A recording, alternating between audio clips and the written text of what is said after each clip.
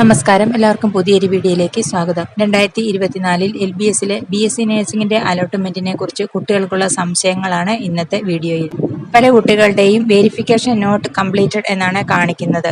June 15-ാം തീയതി വരെയാണ് LBS വഴി BSc നഴ്സിംഗിന്റെയും പാരാമെഡിക്കൽ കോഴ്സുകൾക്കും വേണ്ടിയുള്ള ആപ്ലിക്കേഷൻ നൽകാനായിട്ടുള്ള സമയം.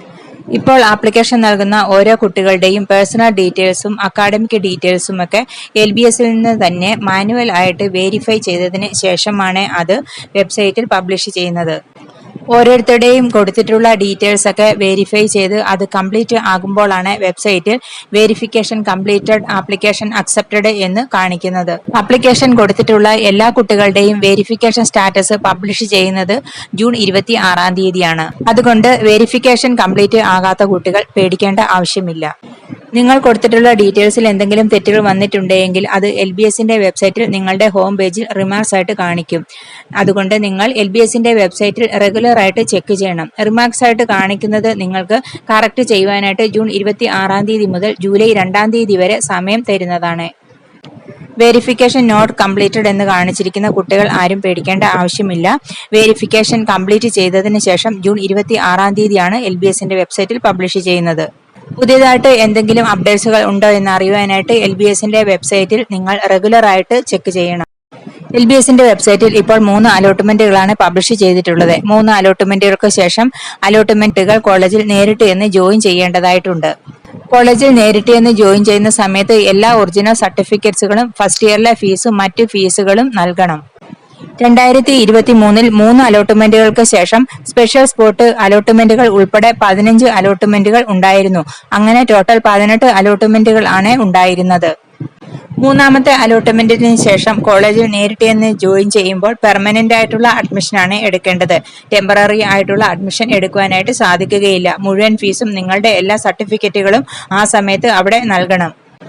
3-ാമത്തെ അലോട്ട്മെന്റിന് ശേഷം നിങ്ങൾ ജോയിൻ ചെയ്ത കോളേജിൽ നിന്ന് നോൺ ഒബ്ജക്ഷൻ സർട്ടിഫിക്കറ്റ്, അതായത് നിങ്ങൾ ജോയിൻ ചെയ്തിട്ടുള്ള കോളേജുകാർക്ക് വേറൊരു കോളേജിൽ അഡ്മിഷൻ ലഭിച്ചാൽ അവിടേക്ക് മാറുന്നതിന് യാതൊരുവിധ എതിർപ്പുകളും ഇല്ല എന്ന് കാണിക്കുന്ന സർട്ടിഫിക്കറ്റാണ് നോൺ ഒബ്ജക്ഷൻ സർട്ടിഫിക്കറ്റ്.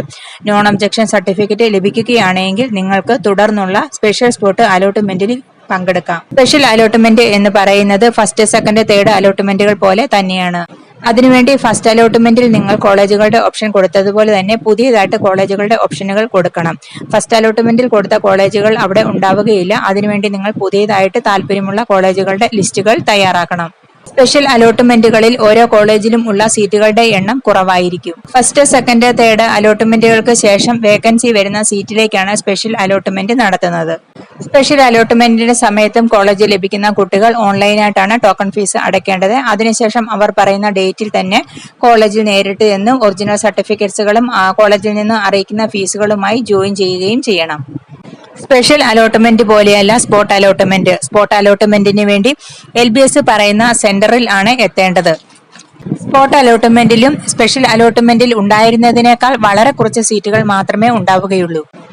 സ്പോട്ട് അലോട്ട്മെന്റിന്റെ ഡേറ്റും ഏത് സെന്ററിൽ വെച്ചാണോ നടത്തുന്നത് എന്നും LBSന്റെ വെബ്സൈറ്റിൽ പബ്ലിഷ് ചെയ്യും. ആ സമയത്ത് നിങ്ങൾ അതിൽ പറയുന്ന സമയത്തിനുള്ളിൽ തന്നെ ആ സെന്ററിൽ എത്തണം.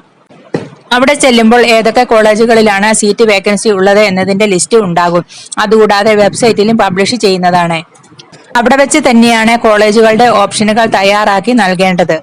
ഇങ്ങനെ LBS പറയുന്ന സെന്ററിൽ ചെന്ന് രജിസ്റ്റർ ചെയ്ത് കോളേജ് ഓപ്ഷനുകൾ നൽകുന്നവർക്ക് മാത്രമാണ് സ്പോട്ട് അലോട്ട്മെന്റിൽ പങ്കെടുക്കാൻ സാധിക്കുന്നത്. സ്പോട്ട് അലോട്ട്മെന്റിൽ പങ്കെടുക്കുന്നവർക്ക് മാത്രമാണ് വേക്കൻസി ഉള്ള സീറ്റിലേക്ക് അഡ്മിഷൻ നൽകുന്നത്.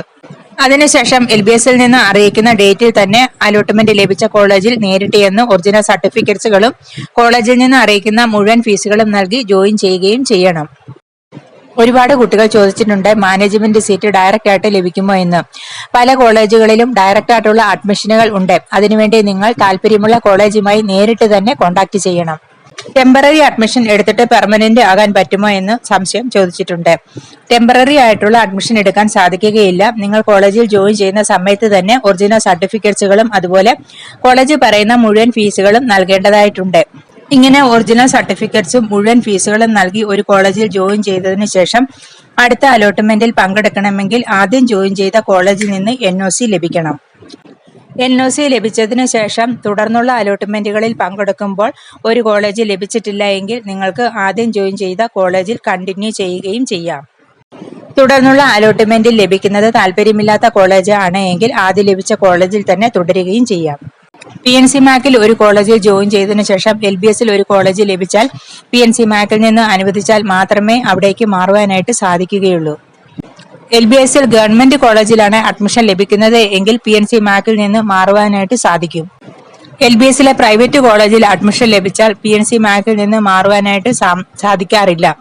ഒരു പ്രൈവറ്റ് കോളേജിൽ നിന്ന് മറ്റൊരു പ്രൈവറ്റ് കോളേജിലേക്ക് മാറുവാനായിട്ട് PNC മാക്കിൽ നിന്ന് NOC ലഭിക്കാറില്ല. ഒരു കോളേജിൽ ജോയിൻ ചെയ്തതിനു ശേഷം മറ്റൊരു അലോട്ട്മെന്റിൽ പങ്കെടുക്കുമ്പോൾ ജോയിൻ ചെയ്ത കോളേജിൽ നിന്നുള്ള NOC ലഭിച്ചെങ്കിൽ മാത്രമാണ് നിങ്ങൾക്ക് മറ്റൊരു കോളേജിൽ അഡ്മിഷൻ ലഭിച്ചാൽ അവിടേക്ക് മാറുവാനായിട്ട് സാധിക്കുന്നത്. വീഡിയോ എല്ലാവർക്കും ഇഷ്ടപ്പെട്ടു എന്ന് വിചാരിക്കുന്നു. അടുത്ത ഒരു വീഡിയോ ആയിട്ട് വരുന്നത് വരെ ബൈ.